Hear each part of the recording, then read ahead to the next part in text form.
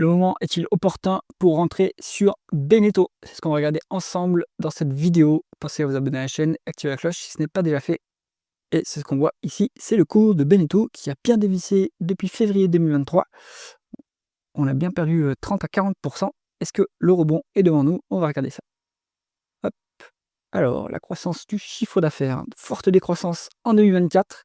Est-ce qu'on a le premier trimestre 2025? Non, on l'a pas. Alors, on reste en annuel et en glissement, en variation. Alors, donc forte décroissance, c'est un marché qui est cyclique, hein. Bon, on a été impacté en 2020, on sait pourquoi. Ensuite, on a bien récupéré en 2021, 2022, stagnation. Et après, en 2023, forte croissance. Donc ça, c'est bien, ils ont dû pouvoir monter leur prix. Mais là, depuis, c'est la douche froide, hein, 29%, même pas de changement de périmètre. Donc là, c'est de l'organique. Ça fait très mal quand même, hein. La boîte fait aussi des quelques acquisitions pour booster cette croissance. Mais bon. Donc là, c'est pas encourageant. Ce qu'on peut voir, est-ce que la dérivée seconde est positive ou pas sur Beneteau?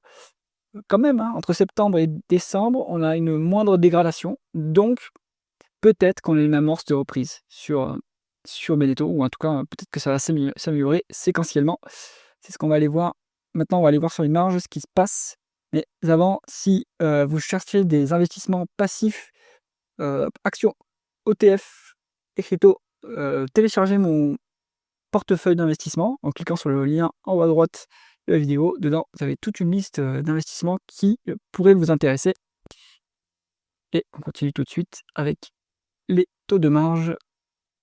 Alors, ce qui est bien, c'est qu'on voit que le taux de marge est en augmentation. Le taux de marge brut est en augmentation, 59%. Donc ils arrivent à monter leur prix, même même s'ils sont en décroissance. C'est assez fort ça quand même. C'est contre-intuitif, hein, quand même. C'est aussi une industrie peut-être qui a du pricing power. Et en plus, Beneteau, ils sont quand même assez leaders, hein, sur le marché. Alors, en revanche, le taux de marge d'EBITDA, lui, il suit pas. Donc il y a de la perdition d'efficience opérationnelle sur le taux de marge d'EBITDA, malheureusement. Ça reste un niveau qui est relativement élevé, 13,3%, ça c'est bien. En taux de marge nette, 9%, ouais, c'est quand même pas si mal, hein. On est, voilà, on est quand même assez loin du seuil de rentabilité. Donc Beneteau, je trouve que c'est bien géré au vu des marges, vu ce qu'on voit ici. Alors, on continue avec la conversion des bénéfices nets en free cash flow. Il n'y a pas de free cash flow. Enfin, il y a des free cash flow, mais ils sont très petits comparés aux bénéfices nets, et ce depuis 2022. Donc là, il s'est passé quelque chose quand même, hein. Qu'est-ce qui se passe du côté du BFR? Le BFR est positif, normal, hein, sur ce genre de business. Ensuite, on va regarder la variation de ce BFR, justement. Il est de plus en plus, elle est de plus en plus positive, cette variation, donc ça fait mal, évidemment, au cash flow opérationnel. Donc il faut comprendre pourquoi est-ce que depuis 2022, ça a doublé là. Qu'est-ce qui se passe? Pourquoi ils n'arrivent pas à se faire payer par leurs clients? C'est un problème, hein. Ils vendent à crédit, quoi, hein. Ensuite, si on regarde dépréciation, amortissement, AVS, dépenses à capital, bon là, ça reste, il y a quand même un excès de dépenses en capital, mais on ne peut pas leur en vouloir si c'est pour investir pour la croissance, pour le futur. Mais là, il se passe quelque chose sur les free cash flow. Et si on regarde les other and cash items, c'est ici que ça se passe. Donc il y a moins 645 millions, pardon. Bon, donc là, il faut aller voir ce qui se passe absolument dans les tableaux de flux de trésorerie. Donc il y a un lourd impact, hein. Une grosse partie de l'écart qu'on voit ici. Après, il y a d'autres, il y a une partie aussi des dépenses au capital en excès, de dépréciation, amortissement. Ça aussi, ça joue. Et puis après, il faut aller voir un tableau de flux de trésorerie pour savoir d'où vient la différence complète. Pour la entreprise, si elle est endettée, on utilisera plutôt les free cash flow. Et du coup, ça va faire un multiple qui sera pas très beau, à mon avis. Allez, on continue avec la rentabilité opérationnelle.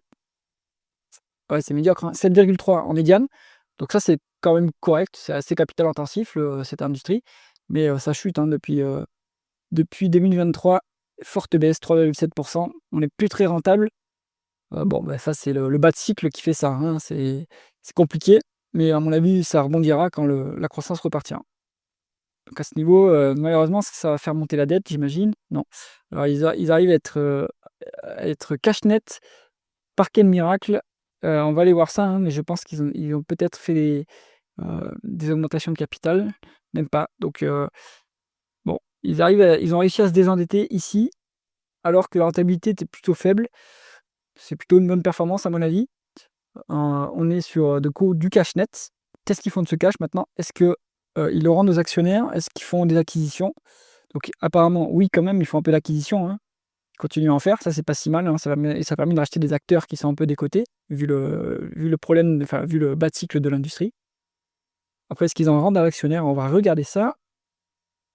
On se met le dividende, les actions et le rendement de l'actionnaire. Hop, le rendement de l'actionnaire, il nous sort à 9,6%. C'est colossal. Bon, on a versé du dividende ici entre 2022 et 2024 à crédit, malheureusement. Donc ça, c'est pas incroyable. Mais on retrouve des free cash flow positifs sur 12 mois à 2024, ça c'est bien. Et vous avez un dividende qui représente 60% de ce free cash flow. C'est un peu élevé, mais c'est pas non plus dangereux. Donc bon, vous avez quand même un bon rendement de l'actionnaire à ce niveau-là sur Beneteau, hein. Je trouve ça pas si mal.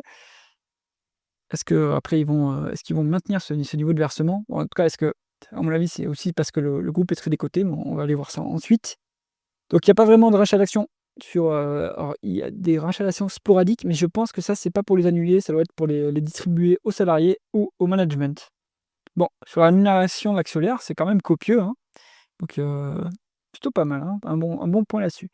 On regarde la valorisation maintenant, on va se mettre en price to free cash flow. Eh bien, on est, décoté, très décoté même. On va comparer en price earning. Alors, donc en fait, les free cash flow sur 12 mois, ils sont plus élevés que les bénéfices nets.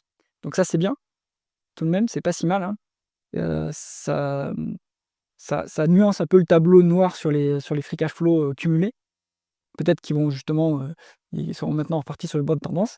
Et donc ça nous donne un ratio course au free cash flow qui est quand même très très bas, à 6,4. Vu qu'on est sur un bas de cycle et qu'on n'a pas de croissance, il vaut mieux en fait regarder ce multiple-là. Donc on ne va pas injecter trop de capital non plus parce qu'il n'y a pas de croissance. Et on voit qu'on est décoté, hein, 50% de décote sur le price to free cash flow. En valeur d'entreprise sur EBITDA, on peut se regarder, hein, on est aussi plutôt décoté, alors pas autant, mais quand même décoté. Dans l'absolu, c'est très faible, hein, 5,2 c'est très faible, 6,4 en price to free cash flow, c'est vraiment très très faible. Donc conclusion, Beneteau, eh ben, je pense que ça, c'est un dossier qui va fortement décoller dès qu'il y aura une reprise sur le secteur. Quand est-ce que cette reprise arrivera? J'en ai aucune idée.